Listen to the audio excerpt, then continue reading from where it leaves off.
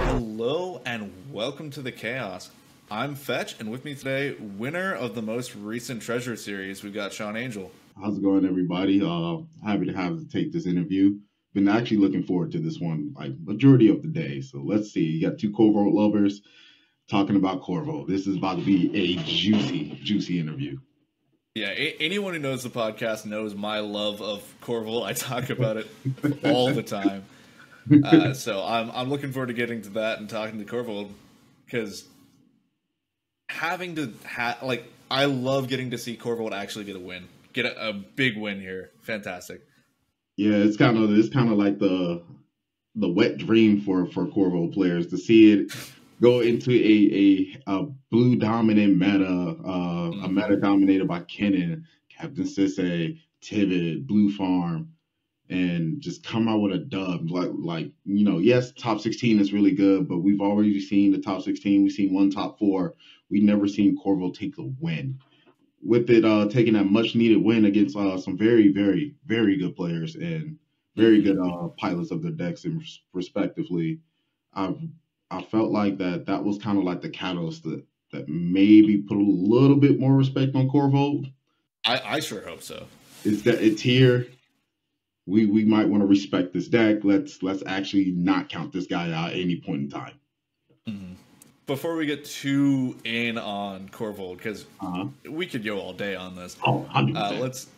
Let's go ahead and go into a bit of your history as a player, because I know you've been around in the scene for quite a while and you've got a lot of experience. Yeah, so fun fact, before I even discovered Magic the Gathering, I had been playing TCG competitive Yu-Gi-Oh! For well over 16 years. And then during my stint in playing Yu-Gi-Oh!, I ended up moving from my hometown, Chicago, Illinois, down to a small town in South Carolina called Gaffney. And there wasn't a lot of Yu-Gi-Oh! Over there, but what there really was a lot more, especially in the surrounding area, was Magic the Gathering. And I think I started playing Magic around the new Phyrexia block. And I started loving Standard. I stayed playing Magic and I also played Yu-Gi-Oh! And I did that for another, I'd say about 6 years, 7 years. Ended up moving to Murfreesboro, Tennessee. And then I saw both the Yu-Gi-Oh! And the Magic community were extremely big. Stayed with both, went to college, put Magic away for a little bit, stayed a full-term Yu-Gi-Oh! Player until I joined the military. And when I joined the U.S. Navy in 2014, I realized not a lot of people played Yu-Gi-Oh! They loved Magic. So I came back full force into Magic, playing 60 card standard in the Theros block. So Theros, Cosmos Tarkir, Dragon's Tarkir, played Red Green Devotion. After a couple seasons, I got introduced to EDH. And I was like, well, cool, I have all these red green cards. I'm going to play, I want to say it was Xenagos, God Rebels. That's my first deck. And I got told about Captain Sisse, Green White Captain Sisse. Did that as a casual deck, and I was like, well, this is fun. It has a lot of fun combo pieces. It tutors. It's like one of the strongest things you can do in Yu-Gi-Oh! I want to make this a little stronger. And I talked to my store owner who told me about Paradox Sisse. And when I discovered the competitive side of EDH, I was like, yeah, this is my home. This is where I love. Fast forward, that gets Paradox Engine gets axed. I tried to play Sisse stacks. I failed. I tried to keep it alive. Failed horribly. And then I got introduced to Tulane Teller of Tales. I ended up moving to Japan. And I was piloting Tulane up there, which was doing okay. And I went to play on online tournaments. This is back when Monarch was super popular, and Cockatrice was very popular. And I was playing Tulane, and I wasn't doing so good in CDH pods. And I was like, well, there's got to be something that I can do. I miss comboing off. I miss going a lot faster. And Nick Hammond, Joking 101, in the Tulane Discord told me about Korvold. He's like, hey man, Dockside is one of the strongest cards in the deck, and this card abuses it. You love to combo off, you love to draw cards, you love to tutor. This deck does everything in that nature, and it's really good. And Adnos is great right now. So when I picked it up and I started playing against my friends, and shout out to J.I. Lee, um, I ended up falling more and more in love with Korvold. And I ended up discovering that there was a Discord for it. And I saw guys like Braden, Vasher, Coco, Omega, just all these names that were really like putting their brains together to come up with these crazy combos and come up with like certain game plans that Corvo could play that not any other deck could, or hey, just because we don't have blue, we have all this interaction and we're able to push through interaction. And I was like, man, I want to play the deck just like these guys. Then I saw Ashani on Playing with Power, piloting Corvo, and I was like, man, he just won on turn two. I would like to win on turn two. This looks cool. This looks fun. I'm gonna hone my craft to this. And I did just that since then. I think the year was 2020, 2021. I found out about Food Chain. I was like, Food Chain is fun. I saw that there was a build that was using Villas and Razaketh inside of the 99 as a combo. I was like, I want to play this too. Then I transformed that to more of the Turbo Breach. And then during that time frame, as I'm playing Turbo Breach, here comes Braden. He creates the concept of Treasure Store, and that took off for a little bit. And I think people started to respect Dockside after that. And that's Yeah. when everybody started saying, "Hey, Corvold's only cast Dockside and win." And I started to wanting to be the least the guy that goes, okay, there's got to be something else we can do outside of Dockside. I have played everything you can think of. I've tried Bolas Citadel. I've tried Wither Blooming Chain of Slog. I've tried Stormkill Nardus Turbo. I've tried Reanimator Corvold, Doomsday Corvold. I've tried it all, and nothing just really stuck to the ground like interactive Corvold or value Corvold. Like excuse my train of thought. Nothing stuck around like Value Corvold did. And I think that's where I picked up my niche. And that's when I started really understanding the type of player I was in the CDH community. And I wanted to ensure that, okay, if there's anybody that's going to get the big win with Corvold, it's going to be me. So fast forward to my first major event in December of 2022, I believe, Mox Masters. I top 16 Mox Masters with the food chain variant of Korvold. Mm-hmm. And fast forward right after that, I listened to one of my favorite podcast groups with the Mind Sculptors. And I was like, oh, they're talking about these great commanders. I know Corvold's there. And Corvold comes up. I see one guy ranks at an A tier. It's just Ryan on Play with Power. And I was like, yep, I feel great. Then I think I saw a B, which I was like, that's fair. And then I saw C from Callahan. And I was like, oh. And I heard the disrespect that got put on a dragon. And I was like, oh, that's not cool. I just topped this event. I've been playing a bunch of other events. It's not cool. He said, yeah, I don't see Corvo being played often. And that's why I'm making a C tier. And I was like, me and the Corvo Discord, we was like, okay, now we really got to win the big event. And we didn't take it as like, oh, you're being excuse my French, a butthole. Hey, I'm not gonna cuss. You're not being a butthole. He's not being a butthole. But he is honest. He is serious about it. Okay, so we got to change that mindset. And from that point on, I think that's when my mindset of CDH started to change as well. I started looking at Comedian MTG. I started looking at Into the North. I started digging more in depth and watching these tournament breakdowns and actually streaming these live tournaments, even if I wasn't participating in them, and started getting obsessed with being a winner in CDH and being as competitive as it could be by learning all these other decks. And I'm not going to be, I don't have blue for Rhystic Study, but what I do have is this dragon that can draw more than Rhystic Study. What I do have is one of the strongest decks in the game that I can personally um, take advantage of better than any other deck can. So we're going to maximize on this. And I also have all the pieces to interact with all the best combos. Okay, I have the Meta Buster. So I did everything in my power to study the game as much as I possibly could. And I played against some heavy names. I mentioned Choir Boy. I played in the Chaos Meta. I've participated in the Treasure Series more than a handful of times. I think I've talked 16 a handful of times. Korvold became the only deck I touched. I could play Najila, I could play Blue Farm, I could play Sissa, I could do it all, but Korvold was the deck. I was like, if I ever get my win, it's got to be Korvold. There's no other deck that I want to do it with. It has to be Korvold.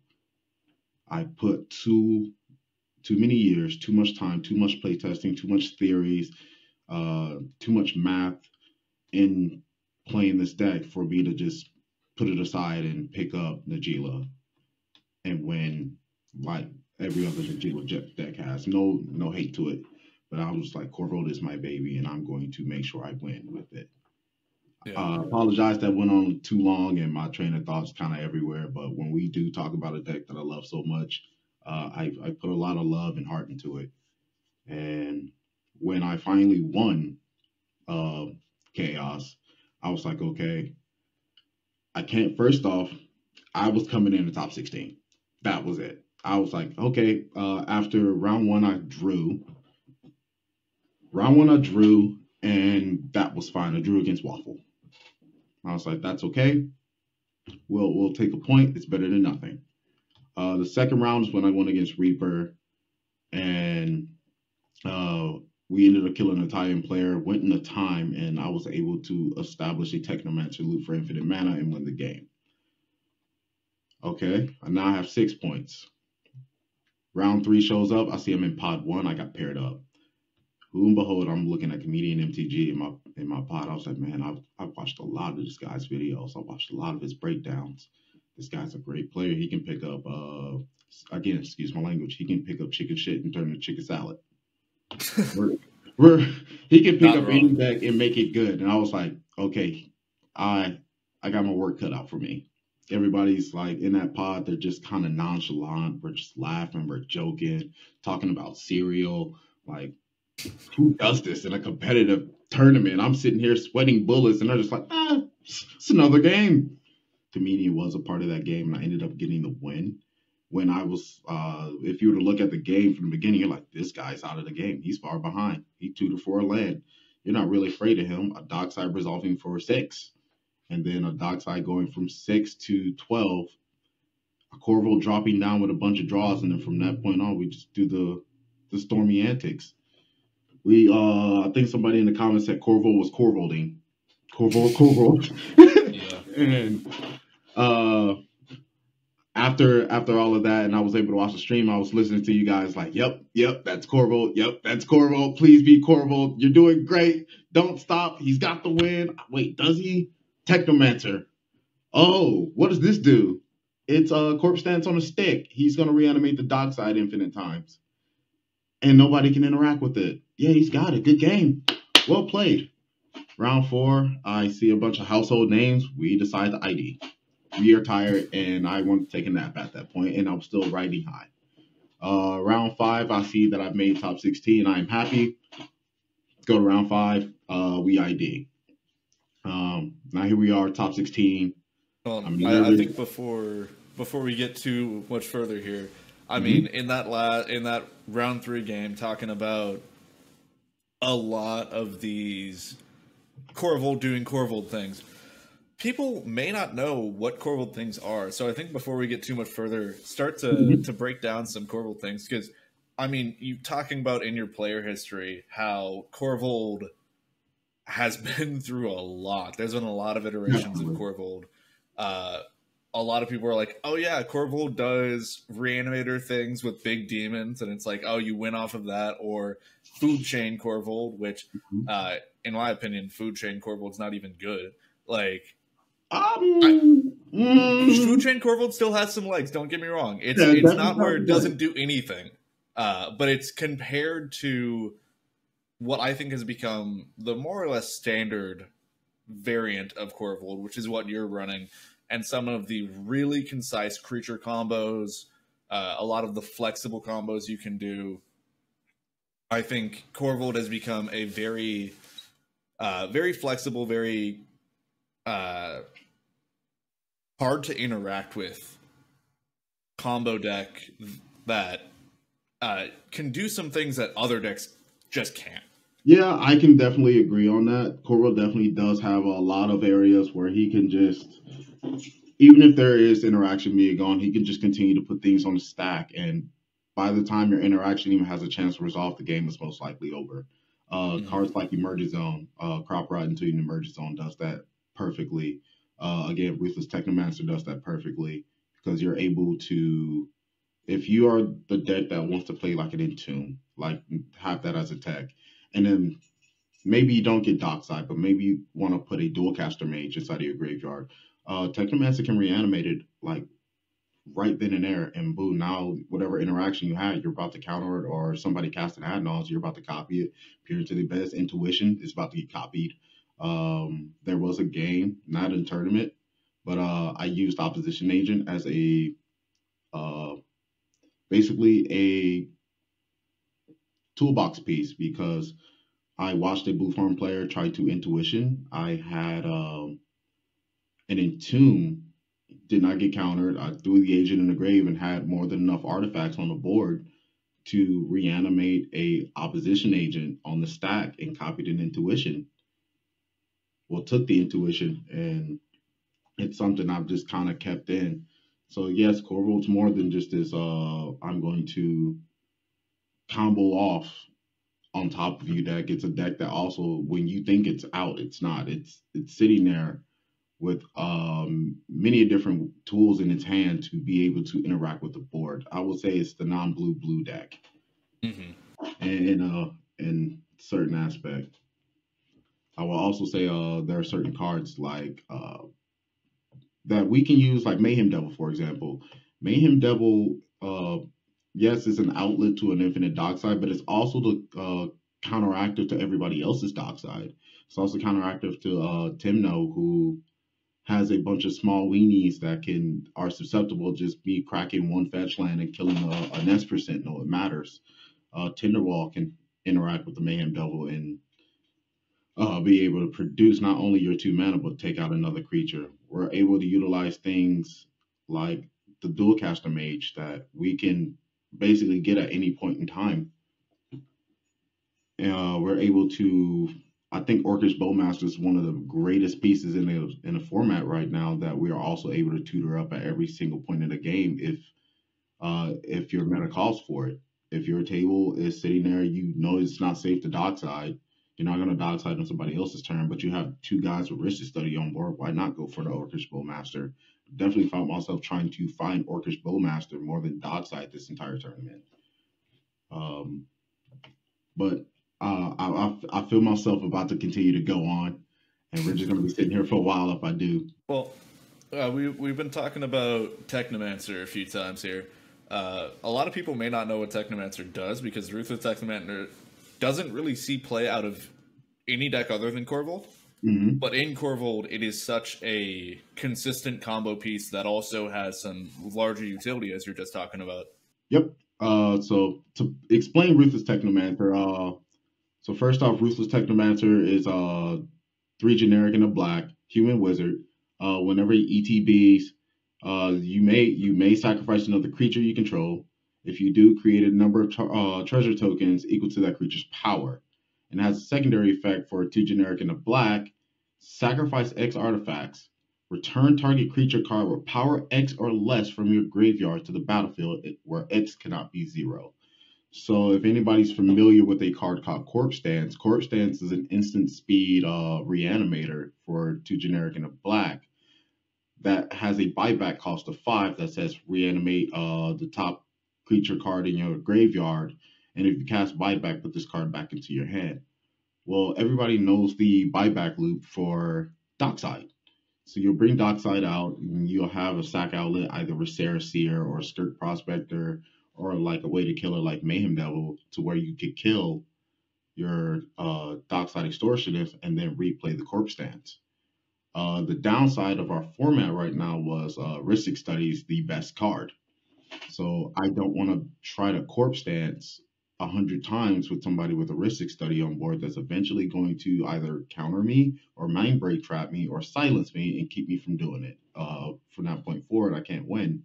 So where Ruthless Technomancer comes in, he's a creature. You don't have to cast him 100 times. It just triggers ability 100 times. And when he comes in, you have a fat Korvold on board, a 8/8 or 9/9 Korvold. Well, you're getting a sack trigger just for Korvold dying, and then you get 9 treasures on top of it for 4 mana. I thought that was insanely powerful.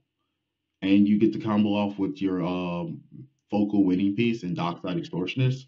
I God, it's amazing. And you can do it at any point in time. Somebody puts a silence on the stack, doesn't matter. Somebody tries to exile your graveyard, doesn't matter. Counterspell or stifle on the stack, doesn't matter. You can just keep going until you're satisfied and then proceed to use whatever you want. You can cast your Corvo and draw up until you're satisfied, whatever combo you want to win with. And I feel like I say outside of Dockside, I think Technomancer is the strongest card in our deck. Every time I've cast a Technomancer, the game has immediately ended. There has not been a continuance of play. Yeah. Yeah, Technomancer, instant speed, infinite mana, creature combo, so you don't have to play any non-creature spells, and you can get around a lot of silence effects. It's such a powerful piece for it. I will also say, so if anybody in the Korvold Discord is watching, shout out to Styrofoam, because Styrofoam went into the think tank, he went into the lab, and he was able to conjure up a literal. If anybody reads that primer that I have, like, please do, because there's a literal formula for Technomancer and Korvold alone. You don't know Dockside needed. Hey, if your Technomancer can generate enough treasures, like 14, there's a literal list of how to just get a Technomancer and Korvold's engine going, just those two alone, to create infinite mana. And I thought that was insane. Wow. I did not know that was a thing. That's crazy. Yeah. Well, I've been playing this deck for a while too. Like I've been playing this for years. I've been not as long as you have, mind you, but I was not aware that you could go that deep with it. That's crazy. Yeah, it still throws me off guard. It still throws me off guard now, like reading it. I'm just like, man, this actually came up at one point in time in a tournament where I was like, I don't have a Dockside, but I have this Technomancer, and I can just play this Technomancer at least, like, I can do it 3 more times. No big deal. Well, it just drew me into the loop. This is wild. This is crazy. This is great. I'm actually about to win. Oh my god, I love this deck. I love this deck so much. Well, I think one of the best things for Technomancer is people don't realize how few treasures you actually need to win with it. Yeah. Like, a lot of people are like, "Oh, you need like 5 treasures off of Dockside." No. 4. So to loop off with, if you have a Skirk Prospector and that makes your generic red, if that Dockside's making 3 treasures, where you can infinitely loop with the Korvold on board, you're not netting any treasures, but you're drawing your deck. Yeah. If the Dockside makes 4, then you're infinite. You just need 4, where Corpse Dance needs 5. Teamer Sabretooth needs 8. Like, I felt Technomancer was the best option because you just need 3 to be quote unquote infinite. But if you somehow are able to, I don't know, you're stuck at 3, and then all of a sudden you have a Wishclaw Talisman, you pass it off to a player, well, boom, now you're infinite. And I think there's no better feeling than seeing a deck be able to pivot as hard as Corvo can, and as it can go 100 different ways based on the scenario. I say this is a proactive deck, but I really want to say this is slowly becoming tempo. It's an aggressive tempo deck. And just to see it come this far from where it started from, just, hey, I'm casting Dockside, GG. I'm playing Food Chain, GG. I'm Adnos, that's it. To be able to not rely on those cards and still be able to come out with a win in so many ways. And so it's a beautiful thing. Well, and you've got Technomancer loops, you've Mm-hmm. got Dualcaster Mage as a win con, you run Praetor's Grasp as a way to steal people's win cons and can Mm-hmm.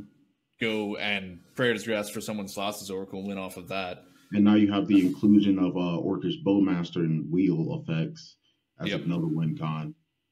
Uh, yeah, and then you can even use Necropotence Emerges on Final Fortune, which definitely comes up quite often. If you see a Necropotence, that's another strong card that we can utilize that a lot of black decks don't right now. That hey, we're just one crop rotation away from winning the game at somebody's end phase, and Well, and then there's Breach Grinding Station as well. oh, So that as well. And those are what's the best part about those all those cards. They naturally flow into the deck. You didn't have to overly commit to them. They are all just naturally a part of the 99 versus having to slot in Food Chain and Squeedy Immortal, or having to slot in Village Broker of Blood or Hoarding Brute Lord, and having to play cards like Entomb and Survival of the Fittest and Buried Alive and things like that. You don't have to play these very situational cards. You're playing cards that all just flow very well with one another. And I think that was like my ultimate approach of why I took a more interactive build, because I felt like Op Agent at early points of the game to mid points of the game, and sometimes even in the late game, he comes up. Thoughty Voidwalker, well, we have a lot of decks that want to use graveyard manipulation. That comes up. Fatal Push. You always are going to need some sort of removal to protect your combo line, or even to kill your own Dockside if you have no sack outlet, just so you can hand it back. yeah. That comes up. Lightning Bolt. Lightning Bolt was actually an amazing card that was very underrated. For one red, you can take out an Archon of Meria. You can take out a Ranger Captain of Eons. You can take out a Droneth Magistrate for one red. That came up. And it's a part of a combo if you decide to saw in half and boat the entire table. Uh, Saw in half. I got to talk about this card. I do not know what Wizard was thinking. I have no clue. For three for two generic and a black, I get to make two creatures ETB in black. That's it. There's no drawback, nothing. Okay, so I get to make two Docksides. I get to make two Technomancers. If I want to be cute about it, I can make. I think I tried in one game. I did in one game against in round two. I made two opposition agents just to make sure my opposition agent lived and nobody could tutor. And not to mention, we were trying to feed the Storm Count for a Blood Chief Ascension that was getting ready to kill Tayo. Yeah. And, and because Saw in half, it makes it where it is a minimum of one, basically. It rounds up each time. Mm-hmm. You can go infinite with Dualcaster. You can do, like, double Bowmaster. There's a lot of stuff you can do where it's pretty disgusting. I think somebody did try to wanted me to explain how the Saw and Half Dualcaster loop. So it's kind of similar as like the Twin Flame loop is said. Instead of making one Dualcaster mage, you're making two, and both of those Dualcaster mages are targeting your Saw and Half. Then your 2 becomes 4, your 4 becomes 8, your 8 becomes 16, and so on and so forth, up until the point you get to a satisfying number. That now those copies of Saw in Half do not have to target your Dualcaster Mage anymore. They can target something else, while one copy of Dualcaster Mage is targeting Saw in Half to continue the loop is going. To continue the loop, believe my last. And that is essentially how it goes. So instead of, hey, I have 5,000 Dualcaster mages, I'm satisfied. I'm gonna have one Dualcaster, keep looking at this Saw in Half, but the other like 499,000 versions of Saw in Half that I have are not going to become Docksides, or they're going to become Eternal Witness, or they're going to become Orcish Bowmasters, or even you can look at your opponent's stuff and go, well, I don't like that. I don't like how that's just sitting there as a big, 10-10. I don't know. So we're just going to give you a bunch of copies of it, but make them really small. I don't know. It's just something to constantly create that loop. And that's kind of how the Saw in Half loop goes. Well, I and then it can also allow you to win at instant speed with lightning mhm. bolt, as you were saying. You And can take out somebody's board with a Assassin's Trophy or Abrupt Decay, mhm, or you can, with Bridge Scraps, you're essentially just still in everybody's deck, or you're still in at least two pieces, i.e., you're getting a Thoracle Tainted Pack, a Thoracle Console. It does really well. I think Song Have was a mistake. I don't think they knew what they were doing. Uh, I wish I could say that that card's very balanced. No, no, it's not. They gave Korvold a new toy, and we decided to take advantage of it the minute it got casted. The minute it got announced, we were like, we're already brewing. Sondheim Dockside Loops. yep. Let's see how far this goes. And it goes pretty far. But we're Another, talking about all the combos here. But I feel like walking through a quick game plan, because for me, I know even though this is an Adnaz deck, mhm. Adnaz, wow, you can absolutely slam an early Adnaz. That is not your primary game plan a lot of the time. No. With at least with this build, Adnos is kind of like my secondary plan. Hmm. Like, yes, if I see it, play it, no questions asked about that. But I think my primary game plan was more not even looking for dockside. It was hey, we are just trying to be able to present a board state where we can constantly pressure the opponent to make decisions. That was that's my game plan in every game I walk in, regardless of what I'm playing against. The only time it differs is if I'm seeing things that I call my favorite matchups, i.e., high pivot players. You anytime I see a pivot player sit at my board, I start licking my lips and like rubbing my hands, like, all right, yeah, he's about to feed the dockside. We're going for dockside this round. Hmm. But if I can get a one ring early one ring established, or if I can Yep. get a bowmaster established, if I can get an op agent established with a secondary form of aggression, i.e., hey, I have an op agent and our corals coming into play with small things that I can sacrifice, and Korvold itself is the engine of your deck, it's going to go far. You're going to do well because a lot of the interaction is going to go towards Korvold and it's going to protect your Adnos. It's going to protect your Saw and Half. It's going to protect your Dockside. And by the time they deal with one thing, here you go slamming down two more things and saying, okay, it's time to start presenting win number one. That got stopped. It's time to start presenting win number two. Hmm. Okay, well, I just drew this reanimated spell. We're going back to plan A. What do you do? Um, I think every game I walked in, my idea was, hey, we're going to present any form of aggression. We're going to we don't have to be the fastest, we just gotta hit the hardest. And we gotta be able to take away X amount of resources as soon as we possibly can.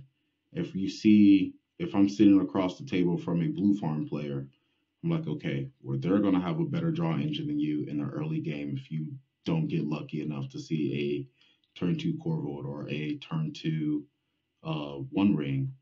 Okay, that's fine. Well, we also have this Ragavan, we have this Orcish Bowmaster, we can tutor for this opposition agent to stop their actual winning lines and force them to interact with it. And most of the times that sticks around, no other opponent is going to take that away. They're going to start trying to write me off, or they're going to take note of my board state and use their resources to clear up board state. If I see a necropotence, okay, hey, we have the necropotence. Now our goal is to go find Final Fortune or crop rotation and just sit, wait, and prepare. Hmm. You don't have to try to slam an ad nos in unprotected blue. You can sit and wait. And I think that's a thing that I see new players or uh, other pilots of Corvo that I've watched games in, that they are not comfortable of just being the non-blue deck who has to sit and wait and watch these other players try to win games and eat up all the interaction. I've heard a lot of backlash about that. And at first, I was the same way. I was like, man, I don't want to watch these guys try to win, and then I just sit there and I lose. But we got into a meta where player A tries to win, he gets stopped, and here I am, player B, that goes, okay, well, all the interaction's gone, and I have 7 different types of win conditions in my hand. So let's go ahead and try to slam them down. One of them's going to stick. I would say that definitely may have happened the third round, I think. The third round, I think there was a slight win attempt uh, about to happen, and it fizzled out. And next thing you know, I'm slamming a dockside for 6 and making more and more and more. And even with a heuristic study in play, by the point that there was some sort of interaction, it was too late. Yeah. Well, and, I mean, Korvold being a value engine, a combo piece, and a pretty massive clock in the command zone all at once, it really helps. And, I mean, you were saying, and I've mentioned previously on the podcast, how I think, and you think as well, that Korvold's actually in a really good spot in the meta right now. And how that kind of goes second. I mean, in my opinion, the only thing holding Korvold back is the lack of blue. Yeah, I would definitely agree on that one. I think the one thing that does hurt Korvold, and I think the weakest thing about Korvold, is the fact we don't have blue. We don't have the counter spells. We don't have the heuristic study, the Mr. Remoras, the intuitions. But we do make up for it. I say we make up for it in things like necropotence. We make up for it in the aspects of how well Korvold can draw. And I think that's something that a lot of players do underestimate, that Korvold itself is an engine. He is your engine. He is the game plan. You slam him on board, you present some sort of sack outlet, and you go for it. You keep him alive. You start pushing damage in. You can turn him sideways inside of a CDH meta, and it still be great. If a Korvold is slapping an opponent for 8 to 9 damage a turn, the best removal is player removal. And if they don't have anything to deal with the dragon, they're just going to go. And that just makes winning for you a lot better. One card I want to highlight is Beseech the Mirror. I think I resolved Beseech the Mirror twice. For those that don't know what Beseech the Mirror is, search your library.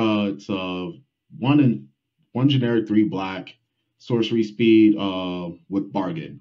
Search your library for a card, exile it face down, and then shuffle.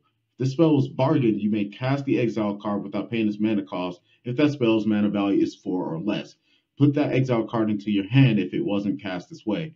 Well, bargain works well for us because of Korvold. Korvold loves to sack things, so now you're playing a generic force spell that says, hey, I can cast literally anything except ad nauseum out of my deck right now. Yeah. For the cost of 4 and a treasure that I didn't need, or an artifact I didn't need, and I'm going to draw a card anyway. Bargain can grab your Culling Ritual if you need a board wipe. It can grab your Technomancer if you're already well ahead. It can grab your Underworld Breach. It can grab your Dockside. It can grab an Eldritch Evolution to flash into a Dosan. Dosan is another card that you can flash into. Dual Caster is the card you can flash into. There's a lot that Beseech the Mirror does, and there is actually one of the game plans. If I'm able to see a Beseech the Mirror, then I'm going to slam it on the table, and that's about to become a win condition. That's literally a combo piece. I love seeing this card. I'm actually happy I included it into the deck. I know a lot of players were kind of like on the fence about it because it costs 4, because it makes Adnals hurt a lot more. But we are at a point where Adnals is not winning the game, it's just giving you a lot of value. Even if I don't see 40 cards off my Adnals, but I see a very, very solid 20. The very solid 20 is still going to win the game. Yeah. Another card I would love to highlight is Defense Grid. Defense Grid has been played twice in a tournament for me. I feel like if you're a combo deck, for 2 generic, what does it hurt to play? For Korvold itself, even if you cannot win the game with Defense Grid, as long as Korvold is able to tap sideways, you can slam it down, get your pivotal play out, get your combo pieces out, and even if you can't win, you can go to the battle, you can go to combat, turn Korvold sideways, and sacrifice the Defense Grid. That way you're not locking yourself out of interaction or any other opponent for an interaction for the next player. I feel like that's a very, very highlighted card. I found out not that long ago that when you cast Grinding Station actually triggers itself on ETB. Yep. I was like, well, that's a thing. All right. So now I can, with a Korvold on board, I can just get rid of an artifact, draw a card, and mill 3 cards, or mill off somebody's 3 cards, and then it untaps on ETB. I thought that was insane. That definitely came up once in the tournament. Atnos, tournament wise, I never casted it. I didn't see Adnos once, and I think I want to definitely highlight that. I never casted Adnos not once into the tournament. I think I flashed it as I was already winning the game, but I never once had to cast it. Mm. I Oh my god, I can go on Eldritch Evolution to a Dosan. That has definitely come up.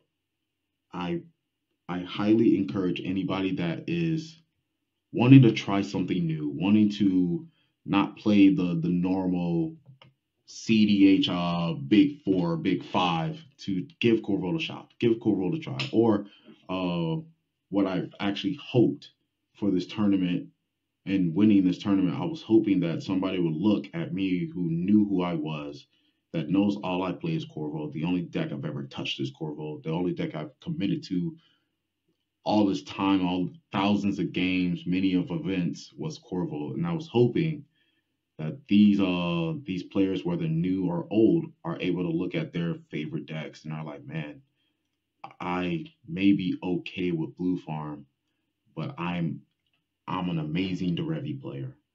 I am an amazing Kark Sakashima player. I'm an amazing Yidris player, 5-color food chain, slivers, Kazura Ukima, Paco Halden, something that was outside of your normal 5-color Sisei, Tivit, Blue Farm, some Mm. version of Timna and Friend. Like, just take your favorite deck that you know and love and you're tried and true with, and you know that when you play this deck you just get all happy inside. You know this deck inside and out, and there's nothing that anybody can tell you. You can play against anything with this deck. I would love to see players just come out with their favorite toys and just come into a competitive tournament and just duke it out and see if those decks can really fare against the big four, the big five. And the funniest thing is, you might be amazed, because I can win now with Corvo, and then turn around and I see Yidris show up and win the next one. And hopefully that is a beacon of, all right, we don't have to play the same few decks. There doesn't have to be 50 different boot farm players in the tournament anymore. There can be like 10, but everybody else is deciding to bring out Paco Holden, and maybe Winota makes a return. Maybe I don't know, Urza decides to pop its ugly head back in. Like, I would love to see Arkham Daxon pop up and just annoy people again. Like, I miss it. I miss the diversity we had, 3-4 years ago. But I'm just praying to God that somebody just watched me win with my favorite card, quote unquote pet deck. And they're like, well, if Corvo can do it, I can do it too. Bring on the Rook Thars. Let me see a Rook Thar jump in chaos and watch Oh. everybody's head start spinning. Well, we're not playing non-creature spells now, so how do we get rid of that? I would love to see it. I support it. I literally watched somebody play Garuda in the top 16. And I Yeah. was like, what? And I forgot who I was just watching on Twitch before we did this interview, but somebody was piloting a Garuda deck, and they were just playing on a stack. They had Myriad out with Garuda out, and they were getting like 4 to 5 different Myriad triggers before one Garuda trigger resolved. I was like, huh? This is insane. They're they're taking everybody else's cards. He got a Ulamog off of it, shuffled his library back, and kept it going. I was like, what is this deck? I kind of want to play it. This is wild. All the Francisco decks that are starting to pop up, I'm like, these look fun. Crom Rayhan, I was like, that looks fun. I love seeing these decks. I saw 2 Rocco decks in the top 16. I was like, I was a fan of Rocco. I actually built Rocco because I don't care what anybody says about food chain. I'm an advocate for it. I love food chain, and anybody else that does food chain shenanigans, more power to you. That's why I love Atraxa as well. But um,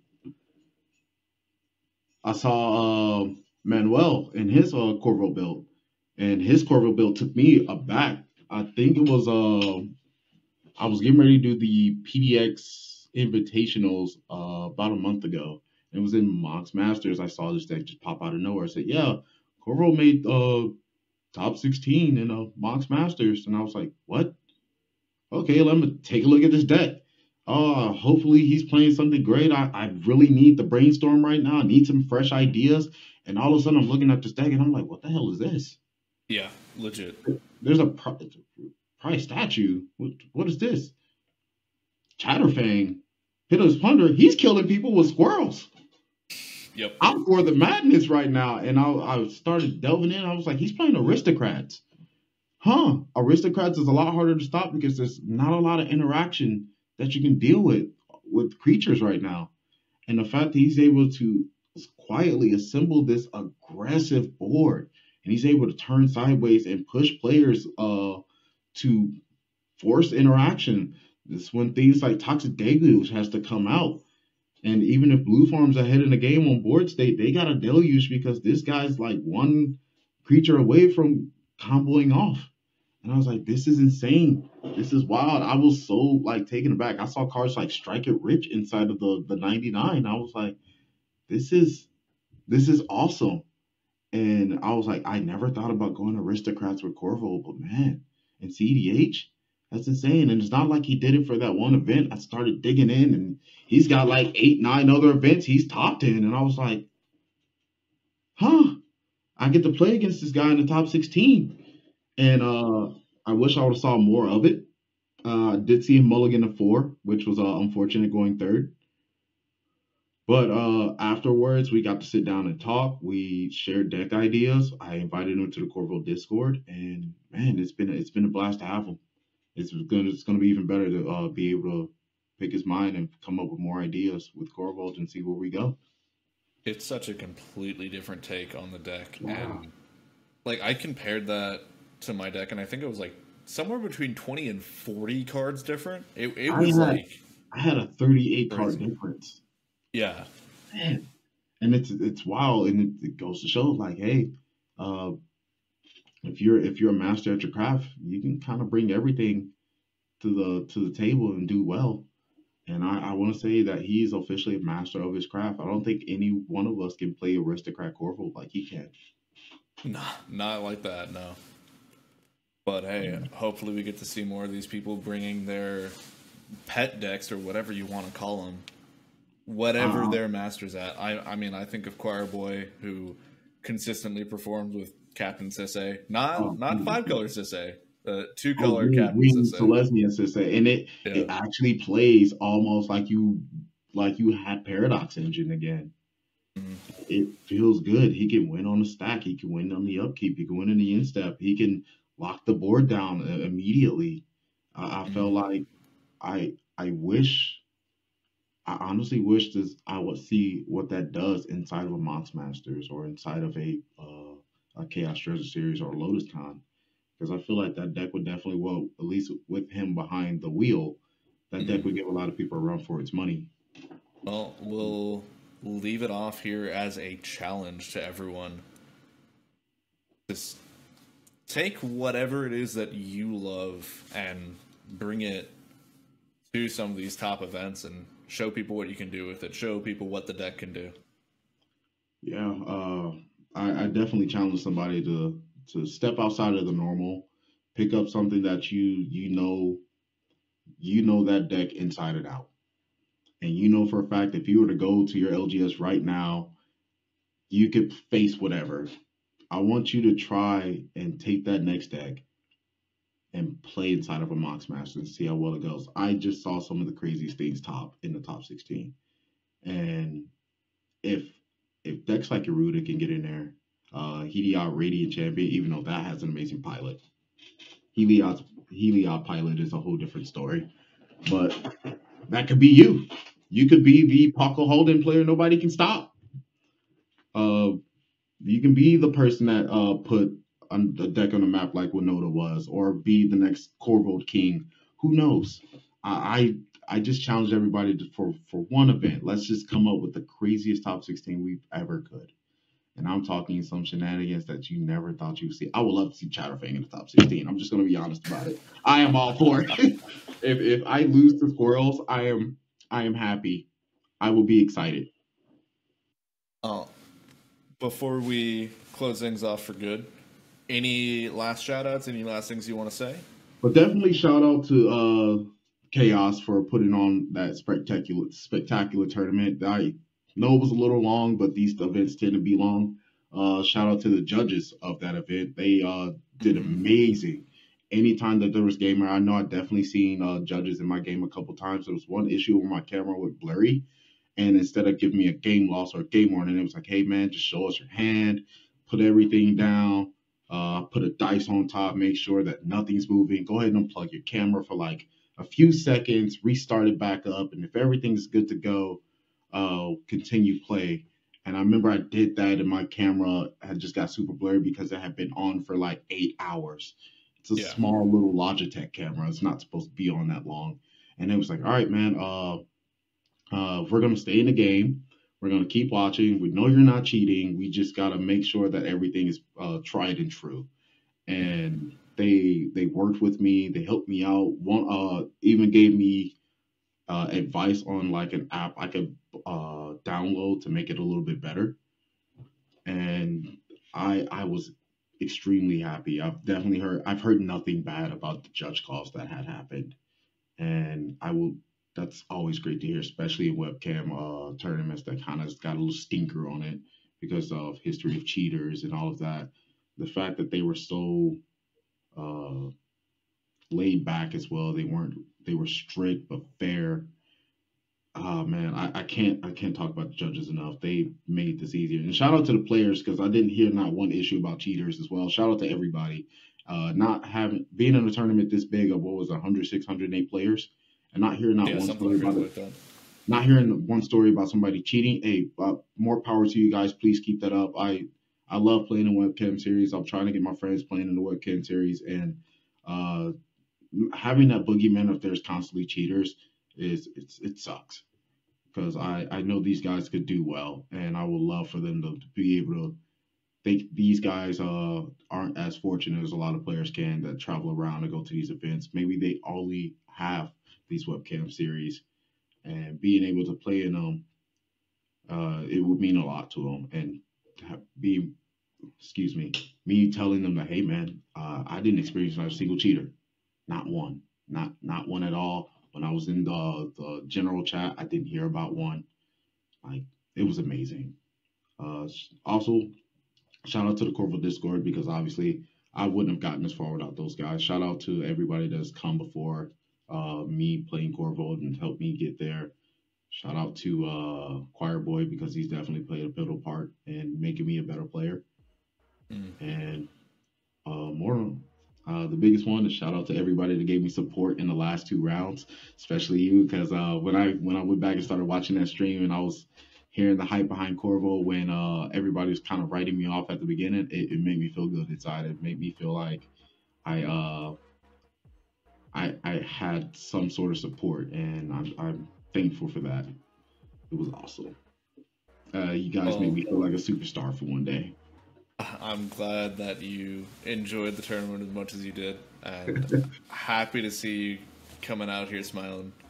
Yeah, man, it's awesome. I know it's getting late, but man, God, whew, I'm losing my train of thought. How excited I am right now. But man, I could go on and on about things, but thank you everybody that played a part. Thank you everybody for being supportive, and once again, thank you for having me on this interview. This is actually my Yeah. first interview, and for Commander ever. Actually, I think this is my first interview ever. Well, it was a lot of fun having you on and talking to you. Thank you so much for coming on, and thank you to all of our viewers. Thank you for sticking around, listening to two people who love Korvold talk about Korvold, and listening to SeanAngel about your experience. Thank you guys so much. I'm going to take a much needed rest. Have a good night. Thank you so much.